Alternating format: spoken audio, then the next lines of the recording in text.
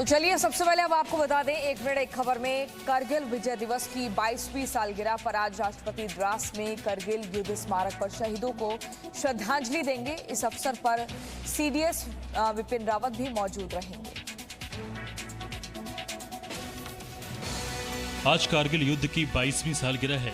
इस अवसर पर राष्ट्रपति रामनाथ कोविंद द्रास में मौजूद कारगिल युद्ध स्मारक पर भारतीय सशस्त्र बलों के उन शहीदों को श्रद्धांजलि अर्पित करेंगे जिन्होंने वर्ष 1999 के कारगिल युद्ध के दौरान अदम्य साहस का परिचय दिया और अपना सर्वोच्च बलिदान दिया। इस दिन को कारगिल विजय दिवस के रूप में मनाया जाता है। द्रास में सीडीएस विपिन रावत भी शहीदों को श्रद्धांजलि देंगे।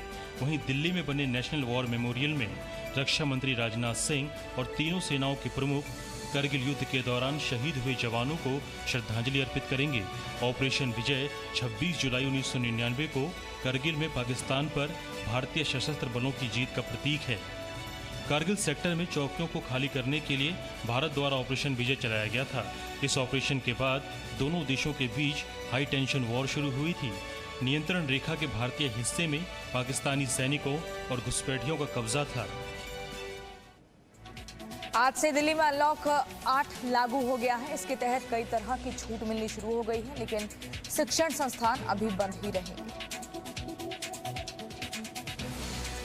कोरोना के दौरान थमी दिल्ली को अब और रफ्तार मिल गई है। आज से अनलॉक 8 शुरू हो गया है। इसमें छूट का दायरा और बढ़ाया गया है। सरकार के आदेश के अनुसार 100% बैठने की क्षमता के साथ मेट्रो और डीडीसी बस शुरू। शादी समारोह में 100 लोगों को शामिल होने की छूट मिली। अंतिम यात्रा में अब 20 लोगों की जगह 100 लोगों को जाने की मिली छूट। सिनेमा, मल्टीप्लेक्स, ऑडिटोरियम, समारोह स्थल 50% क्षमता के साथ खुलेंगे। कड़ी दिशा निर्देश के साथ स्पा सेंटर को भी खोलने की अनुमति होगी। साप्ताहिक बाजार को भी 50% क्षमता के साथ खोलने की मंजूरी दी गई। धार्मिक स्थल खुले, लेकिन पूजा पाठ के लिए एकत्रित होने की अनुमति नहीं होगी। हालांकि दिल्ली आपदा प्रबंधन प्राधिकरण के आदेश में स्कूल, कॉलेज, शिक्षण संस्थान, कोचिंग इंस्टीट्यूट, राजनीतिक सम्मेलन, सामाजिक सम्मेलन, सांस्कृतिक कार्यक्रम, खेल कूद आयोजन, समारोह के आयोजन पर पाबंदी बरकरार रखी गई है। मध्य प्रदेश और पंजाब में आज से 11वीं और 12वीं की कक्षाओं के लिए स्कूल खुल रहे हैं। कोरोना के कारण लंबे समय से स्कूल बंद पड़े। मध्य प्रदेश में आज से 50% क्षमता के साथ 11वीं और 12वीं के स्कूल खुलने जा रहे हैं। दोनों ही क्लास की कक्षाएं हफ्ते में 2 दिन लगेंगी। सोमवार और गुरुवार को 12वीं की क्लास चलेंगी, वहीं मंगलवार और शुक्रवार को 11वीं की कक्षाएं चलेंगी। 9वीं और 12वीं के स्कूल 5 अगस्त को खोलने पर विश्वास सारंग ने कहा कि इससे पहले एक बार फिर समीक्षा बैठक होगी। ये स्कूल प्रबंधन को निर्देशित किया गया है कि ये सुनिश्चित करें कि 50% ही स्टूडेंट एक क्लास में आए। वहीं आज से पंजाब में भी 10वीं से 12वीं के लिए स्कूल खुल रहे हैं। हालांकि स्कूल खोलने से पहले राज्य सरकार ने कई आदेश भी जारी कर दिए हैं, जिसके अनुसार स्कूल में केवल उन शिक्षकों और कर्मचारियों को शारीरिक रूप से उपस्थित होने की अनुमति होगी जिन्होंने दोनों वैक्सीन लगा लिए हैं। साथ ही स्कूलों में विद्यार्थियों की उपस्थिति पूर्णतः माता पिता की सहमति से होगी। स्कूल खुलने के बाद भी ऑनलाइन क्लास का विकल्प जारी रहेगा। बेंगलुरु के साईं बाबा मंदिर को फेस मास्क, सैनिटाइजर और कोरोना की बीमारी में इस्तेमाल होने वाली दवाइयों से सजाया गया है। मकसद था कोरोना से लड़ाई का संदेश देना। देश में कोरोना के कहर का ये दूसरा साल है और इतने दिनों में ऐसा लगता है मानो पूरा माहौल ही कोरोना में हो गया है। शायद यही कारण है कि गुरु पूर्णिमा के मौके पर बेंगलुरु में साईं बाबा के मंदिर को कोरोना किट से सजाया गया था। जी हाँ, कोरोना किट से। कोरोना काल में इस मंदिर में अनोखा प्रयोग किया गया था। मंदिर को सजाने के लिए 10,000 से ज्यादा फेस मास्क का इस्तेमाल किया गया था। छोटी बड़ी मिलाकर 5,000 सैनिटाइजर की बोतलों का इस्तेमाल हुआ था। हजारों साबुन से मंदिर को सजाया गया था। इतना ही नहीं, पैरासिटामोल और मल्टीविटामिन टैबलेट का भी इस्तेमाल सजावट में हुआ था। सबसे बड़ी बात यह है कि यहां से निकले सभी सामानों को जरूरतमंदों के बीच बांटा जाएगा। फूड किट को गरीबों में बांटा जाएगा, जबकि मल्टीविटामिन और पैरासिटामोल की दवाइयां बेंगलुरु के अस्पताल में मुफ्त बांटी जाएगी।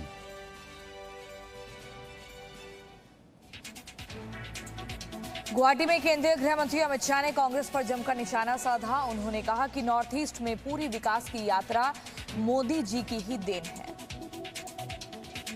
केंद्रीय गृह मंत्री अमित शाह 2 दिन के नॉर्थ ईस्ट दौरे पर है। दौरे के आखिरी दिन रविवार को गुवाहाटी में 2 प्रोजेक्ट की शुरुआत करने के बाद अमित शाह ने कहा कि क्षेत्र में शांति और प्रगति में बाधा डालने वाली अड़चनों को हटा दिया गया है। लंबे समय के शासन में कांग्रेस ने केवल वादे दिए और राज्य को कैंसर स्टेट बना दिया। तो न केवल आसाम परंतु पूरे नॉर्थ ईस्ट को, पूर्वोत्तर को कैंसर के खिलाफ लड़ने की एक बहुत बड़ी सुविधा अपने मुहाने पर आसाम के अंदर पूरी हो जाएगी। उनको दिल्ली जाने की जरूरत नहीं पड़ेगी। इससे पहले अमित शाह ने कामाख्या मंदिर में पूजा की। उन्होंने देश में शांति और विकास के लिए प्रार्थना की। अमित शाह ने गुवाहाटी मेडिकल कॉलेज में राज्य कैंसर संस्थान में एक नए रेडिएशन थेरेपी ब्लॉक की शुरुआत भी की। गुवाहाटी दौरे से पहले रविवार को ही केंद्रीय गृह मंत्री ने शिलांग में असम राइफल के मुख्यालय का दौरा किया। इस दौरान उन्होंने जवानों से बातचीत की और उनके साथ खाना खाया। 2024 चुनाव में पीएम मोदी के सामने विपक्ष का चेहरा कौन होगा, इसकी संभावनाओं को तलाशने ममता बनर्जी आज दिल्ली आ रही हैं। बंगाल के बाद ममता बनर्जी 2024 के मिशन पर जुट गई हैं। इसी कड़ी में आज वे 5 दिन के दौरे पर दिल्ली आ रही हैं। इस दौरान वो अलग अलग पार्टियों के नेताओं से मुलाकात करेंगी। ममता बनर्जी राष्ट्रपति रामनाथ कोविंद और प्रधानमंत्री नरेंद्र मोदी से भी मिलेंगी। साथ ही ममता बनर्जी का सोनिया गांधी, समाजवादी पार्टी प्रमुख अखिलेश यादव और दिल्ली के मुख्यमंत्री अरविंद केजरीवाल से मुलाकात करने की भी संभावना है। दरअसल ये पूरी कवायद 2024 चुनाव में पीएम मोदी के सामने विपक्ष के एक चेहरे को लाने की तैयारी को लेकर है। इस पर बीजेपी ने कटाक्ष किया है। आपका एक ही मुद्दा है, मोदी को कैसे हराओ, मोदी को कैसे हटाओ, तो वो तो सपना देखते रहिए आप। वहीं बुधवार को दिल्ली में ही ममता बनर्जी टीएमसी संसदीय बोर्ड की बैठक में हिस्सा लेंगी। तृणमूल कांग्रेस ने हाल ही में बड़ा फैसला लेते हुए ममता बनर्जी को पार्टी के संसदीय बोर्ड का अध्यक्ष नियुक्त किया है। हालांकि ममता बनर्जी को बिना सांसद होते हुए पार्टी के संसदीय बोर्ड का अध्यक्ष बनाया गया है। दूसरी ओर ममता बनर्जी ने 16 अगस्त को खेला हुए दिवस आयोजित करने का ऐलान किया है। पंजाब के बाद अब राजस्थान में कांग्रेस आलाकमान कलह दूर करने में जुटा हुआ है। यहां पायलट खेमा सत्ता पर और अधिक कब्जा के लिए जोर आजमाइश में लगा हुआ है। जयपुर में कांग्रेस की कलह को दूर करने के लिए फॉर्मूला लेकर कांग्रेस के वरिष्ठ नेता मौजूद थे और इस बीच सचिन पायलट समर्थकों की नारेबाजी और पायलट को मुख्यमंत्री बनाने की मांग बताने के लिए काफी है। राजस्थान कांग्रेस में किस तरह की खींचतान चल रही है। इस बीच जयपुर पहुंचे माकन ने बताया, कांग्रेस में सब कुछ ऑल इज वेल है और आला कमान की बात सभी मानेंगे। अब हम लोगों को कोई किसी भी प्रकार से विरोधाभास नजर नहीं आता। सब लोग एक स्वर से और एक मत है इसके अंदर। मैं सिर्फ एक बात कहना चाहता हूं कि सब लोगों ने एक स्वर में ये कहा है कि जो केंद्र आला कमान जो तय करेगा वो हमें मंजूर है। सभी विधायकों को 28 और 29 जुलाई को जयपुर में रहने के लिए कहा गया है। दोनों दिन पार्टी के संगठन महासचिव केसी वेणुगोपाल और प्रदेश प्रभारी अजय माकन विधायकों से 1-to-1 रायशुमारी करेंगे। कुल मिलाकर राजस्थान की सस्पेंस को खत्म करने के लिए 28 और 29 जुलाई की तारीख काफी महत्वपूर्ण साबित होने वाली है। दिल्ली में आज भी जंतर मंतर पर किसान संसद का आयोजन होगा, लेकिन इसकी कमान महिलाओं के हाथों में होगी। वहीं किसान आंदोलन के 8 महीने पूरे होने पर आज किसानों की तरफ से लखनऊ में प्रेस वार्ता की जाएगी। दिल्ली के सीमाओं पर डटे किसानों के आंदोलन को आज 8 महीने पूरे हो गए हैं। केंद्र सरकार द्वारा पारित 3 कृषि कानून को रद्द करने की मांग को लेकर दिल्ली की विभिन्न सीमाओं पर हजारों किसान प्रदर्शन कर रहे हैं। वहीं किसान आंदोलन के 8 महीने पूरे होने पर संयुक्त किसान मोर्चा की तरफ से मिशन उत्तर प्रदेश की शुरुआत की जाएगी। मिशन की रणनीति की जानकारी के लिए आज किसानों की तरफ से लखनऊ में प्रेस वार्ता की जाएगी।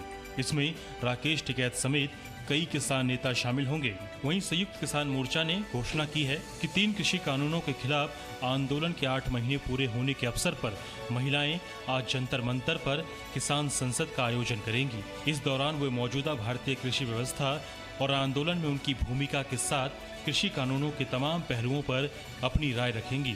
संयुक्त किसान मोर्चा संसद का मानसून सत्र शुरू होने के बाद 22 जुलाई से ही जंतर मंतर पर 3 कृषि कानूनों के खिलाफ प्रदर्शन कर रहा है। हिमाचल प्रदेश के किन्नौर में भूस्खलन के कारण रविवार को एक बड़ा हादसा हो गया। पहाड़ी चट्टानों के पर्यटकों की कार पर गिरने से 9 लोगों की मौत हो गई।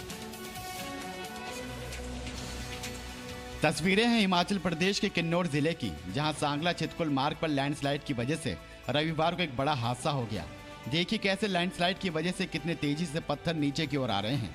पहाड़ों से आए पत्थरों की वजह से बटसैरी पुल टूट गया। आपको दिखाते हैं कि कैसे पहाड़ों से आया मलबा देखते ही देखते पुल को तबाह कर गया। पहाड़ों से नीचे गिरते इन बड़े पत्थरों को देखिए, कितनी तेजी से ये पत्थर नीचे की ओर आ रहे हैं और इन्हीं पत्थरों में से एक पत्थर नीचे आते वक्त दूसरे पत्थर से टकराता है और सीधे पुल के एक हिस्से पर गिरता है। पत्थर के गिरते ही पुल का एक हिस्सा नदी के पानी में समा जाता है। पहाड़ से आई इस आफत की चपेट में एक ट्रैवल गाड़ी आ गई। इस गाड़ी में 11 लोग सवार थे, जिसमें से 9 लोगों की मौत हो गई और 2 लोग घायल हो गए हैं। किन्नौर में हुई इस दुर्घटना पर प्रधानमंत्री मोदी ने शोक व्यक्त किया और मृतकों के परिजनों को प्रधानमंत्री राष्ट्रीय राहत कोष में से 2-2 लाख रुपए और हादसे में घायल लोगों को 50,000 रुपए की आर्थिक सहायता देने की घोषणा की। महाराष्ट्र के रायगढ़ में कुदरती विनाश लीला में कई जिंदगियां छीन ली हैं। मलबे में दबे लोगों को निकालने के लिए एनडीआरएफ के जवान ऑपरेशन जिंदगी चला रहे हैं। महाराष्ट्र के कई जिले बारिश और बाढ़ की चपेट में हैं। इन इलाकों में फंसे लोगों को रेस्क्यू ऑपरेशन के लिए एनडीआरएफ की 34 टीमों को अलग अलग जगह पर लगाया गया है। आपको दिखाते हैं कि कैसे एनडीआरएफ की टीमें बिना थके बिना रुके लगातार ऑपरेशन जिंदगी चला रही हैं। तस्वीरें हैं महाराष्ट्र के रायगढ़ की, जहां पहाड़ों से आए मलबे में पूरा तलिया गांव तबाह हो गया था। पहाड़ी इलाका होने की वजह से यहां पर सैलाब के साथ साथ बड़े बड़े पत्थर बहकर आ गए। सड़कों पर पेड़ टूटकर गिर गए। एनडीआरएफ का कोई जवान फावड़े से मिट्टी हटा रहा है तो कोई मलबे में से बाहर निकाले गए लोगों के लिए स्ट्रेचर लेकर जा रहा है। पहाड़ों से आया मलबा इतना ज्यादा था कि मलबे को हटाने के लिए मशीन का सहारा लेना पड़ रहा है। मलबे में फंसे लोगों को बचाने के लिए युद्ध स्तर पर रेस्क्यू ऑपरेशन चलाया जा रहा है। लैंडस्लाइड के बाद इस इलाके के 52 लोग गायब थे, जिनमें से एनडीआरएफ की टीम ने रेस्क्यू अभियान के दौरान 30 से अधिक लोगों के शवों को मलबे से बाहर निकाल लिया है और बाकी लोगों की तलाश के लिए रेस्क्यू अभियान के साथ साथ डॉग स्क्वाड टीम की सहायता ली जा रही है। Presenting B News app, available on Google Play and App Store. Download it now.